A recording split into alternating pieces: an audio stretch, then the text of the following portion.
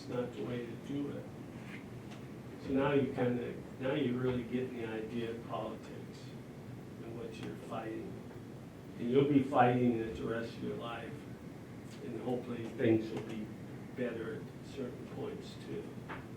So that's all evolved since I've probably been 30. The last 40 years, it's good. Think about the history we're talking about right now is 40 or less years. So that's quick. Things can just turn just like that.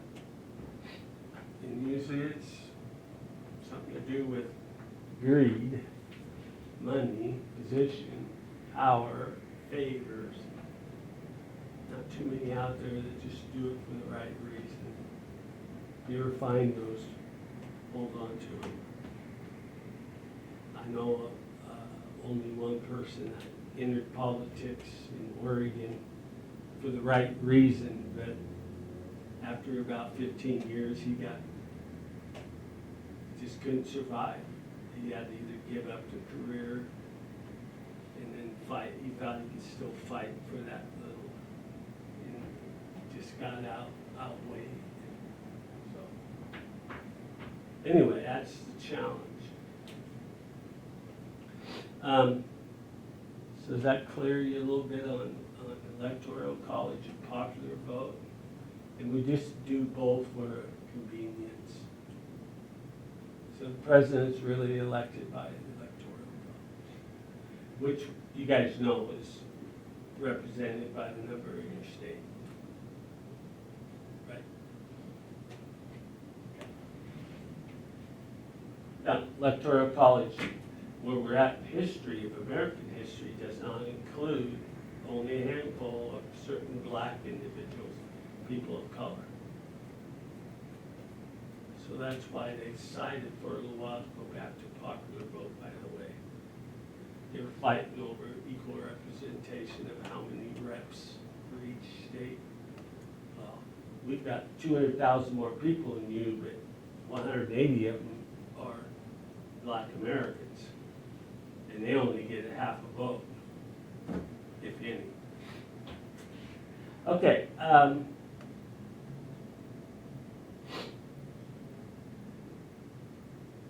Seven.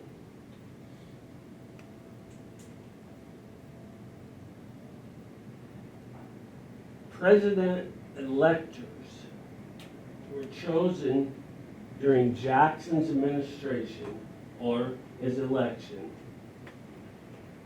by popular vote.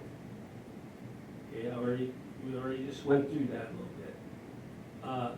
And what this did, popular vote ended the free, I don't know what word to use, the ability to be free and open with how you selected things. Because in your text it says it automatically starts putting people into two parties. Okay, in order to explain that a little bit, our party systems are rich entrepreneurs, business people, people of trade, and then the majority of the United States at this time, even though they had the majority, didn't have the majority electoral votes and stuff, were your farmers. And in between those two snuck in, as our industry changed, a labor party.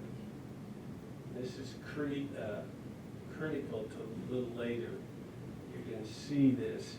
But the party was the common worker in the factory. Now the factories were primarily textile factories. Clothing making, cotton. Okay, it wasn't like building cars or big productions of fiberglass or whatever. It wasn't that yet. But it was a start. And all this American history has a start for just about everything. Think about the labor unions and how important they are today. You've got to have banking, labor unions, the organizations of large scale. You got to have those people on your side. Here's a tricky one. The National Rifle Association Amendment number 2 has a big, huge following, and politicians like to favor them because they carry a lot of votes and a lot of power to sway the electoral votes in their states to vote for this person. Got it? I hope. Even though you don't feel that way, there's enough of you out there to do it. And that's how the world works. So we're constantly in that battle. Okay, last one for today.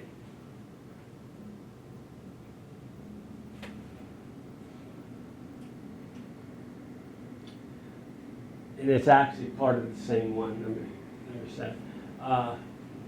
When you do this, you form, should have said this right away, you form national organizations instead of state organizations. Okay, I'll use my teaching profession, OEA, NEA, Oregon Education Association, WEA, Washington Association, or Education Association. And then there's NEA, National Education. Okay, politics does the same thing. Your local Democratic Party, your local Republican, or your independents, or whatever. Okay, so there's the end quickly, without giving you 0 to 0 years of how we started changing to common. All of a sudden we found out we couldn't operate that way. There was too much other public info, guts and reasons why we shouldn't go this way. And, so I know you got a better understanding of politics now. You know, even though you don't have 100%, I don't either. I try to do a lot more of it. It's just like, oh man, why do this? Why? But it's our process. It's the only way we have any chance to check, balance things. You know, find people that favor your ideas. Sometimes it's very easy, sometimes it's very hard. And is there enough of you to make a difference? Just don't give up. What's on your political agenda?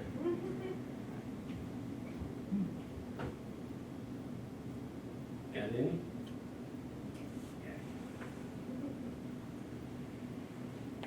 How about this one? I'm done. You have the same education as I do, same degrees as I do, same college as I do, and you work at the same building I do.